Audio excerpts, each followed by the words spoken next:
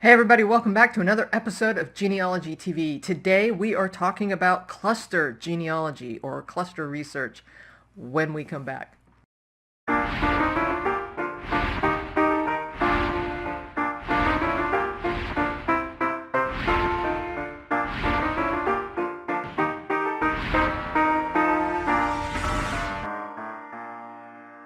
Hey, my name is Connie Knox, helping you go further, faster, factually with your family research. Today we are talking about cluster genealogy or cluster research, sometimes known as the fan club.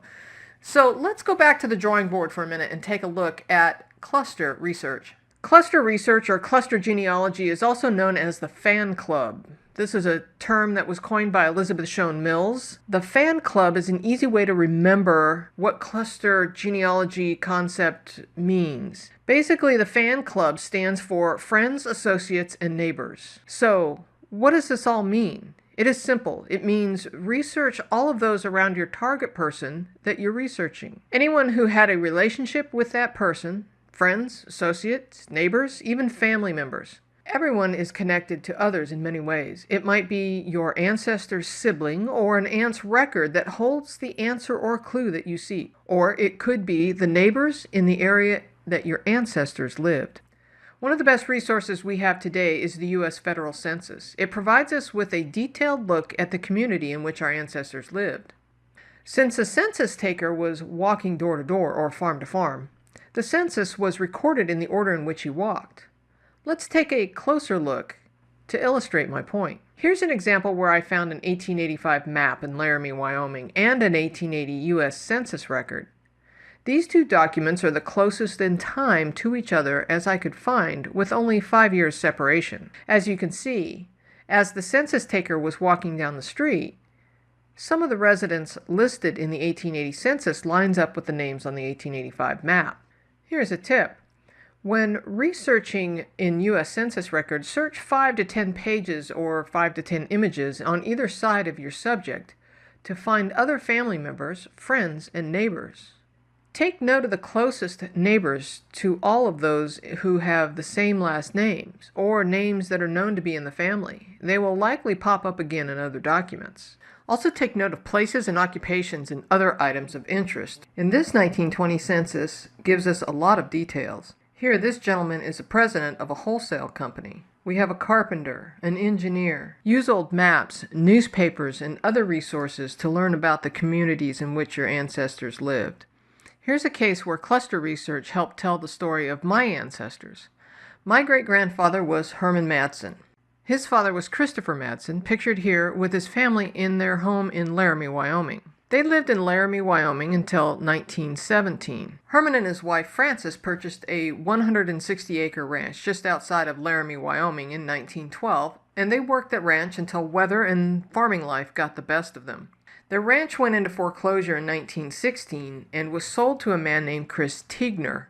Further investigation into Chris Tegner led to documents found at the state archives in the county courthouse that started to reveal an interesting story. That very same day, Chris Tegner sold that very same ranch back to Chris Madsen, Herman's father, for $3,500, doubling Tegner's investment in the same day. Now, why the Madsens did this, one may never know, but it got me to thinking about Chris Tegner and what his association with the Madsen family was, speculating that they knew each other. The Madsens were also part owners in the Gem City Grocery Company at the corner of Grand and 2nd. During a quick search for Chris Tegner, I learned that Chris Tegner worked as a barber at 109 Grand Avenue, just 1 block from the Gem City Grocery Company. It is likely that Chris Tegner was the Madsens' barber. So that is an example of how cluster genealogy can help bring a boring set of data into a real-life story of your ancestors. So that is just one small example of part of the evidence that I found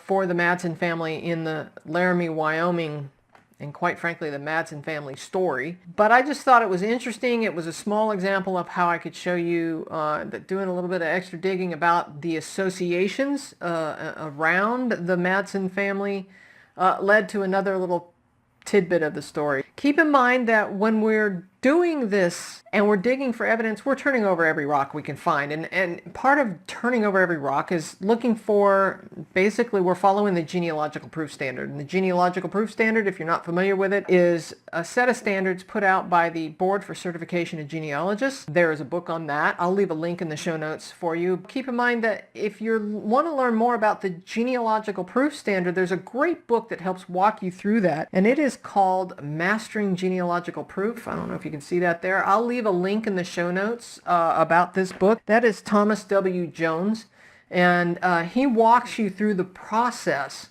of finding the evidence, documenting it, resolving conflicting evidence, and writing it up in the end as part of the proof standards. If you like that, give me a thumbs up. Make sure you give me comments. I always like to get the feedback. Tell me about what it is that you want to learn about, and I will see if I can produce videos for that as well. Share the videos. Please share. I need subscribers, so the more that you subscribe and that others subscribe, the faster we grow the channel. Also, make sure you ring the bell so you get notified of the next time we upload videos. Find us or like us on Facebook. And now there's a newsletter. If you want to sign up for the newsletter and get notifications and other information from Genealogy TV, make sure you sign up for the newsletter. I will leave a link in the show notes there, and there's also a subscribe button, I think, on the Facebook page. So I hope that was very helpful, and we'll catch you next time on Genealogy TV. Hey, I hope you enjoyed watching that episode on Genealogy TV. If you'd like to help support Genealogy TV for as little as $1 a month, you can do so at patreon.com/Genealogy TV. Also, you should know in the show notes there are links. Occasionally, those are affiliate marketing links to products that pay me a small commission. That also helps support the station, but doesn't cost you a dime extra. So you should know that up front so that you know that using those links helps support the channel. So if you find something in there that is useful, please use the links. It really does help me out a lot. I appreciate it so much. Thanks for watching Genealogy TV, and thanks for your support.